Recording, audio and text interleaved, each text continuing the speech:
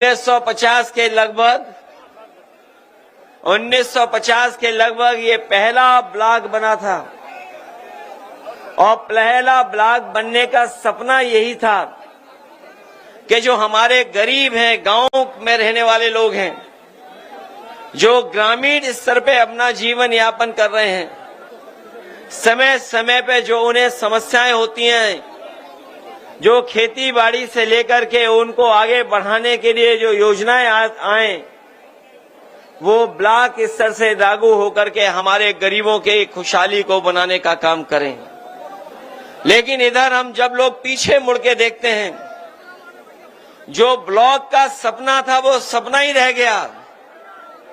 न केवल सपना रह गया,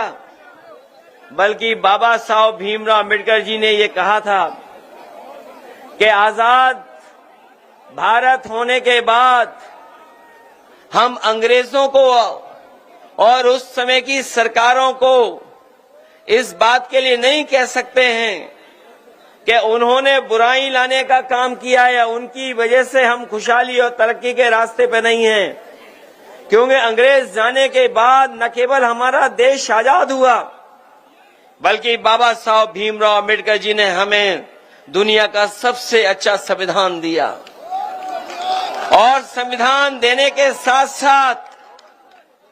उन्होंने हमें और आपको अधिकार दिलाने का काम किया है। और वो अधिकार जो हमें संविधान से मिले हैं,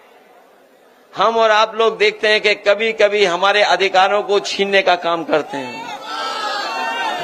हमारे अधिकारों की कोई परवाह नहीं कर रहा है। पिछले चुनाव में जिस समय समाजवादियों ने पीडीए परिवार का नारा दिया और नारे के साथ साथ हम लोगों ने संविधान बचाने का संकल्प लिया, और उसका परिणाम ये हुआ कि न केवल भारतीय जनता पार्टी उत्तर प्रदेश में हारी है, बल्कि उत्तर प्रदेश में सबसे ज्यादा सीटें लोकसभा में जीतने वाली समाजवादी पार्टी बन गई। आज पीडीए और संविधान और बाबा साहब भीमराव अम्बेडकर जी का संविधान, डॉक्टर राम मनोहर लोहिया के हमारा समाजवादी चिंतन और नेताजी के संघर्ष की वजह से आज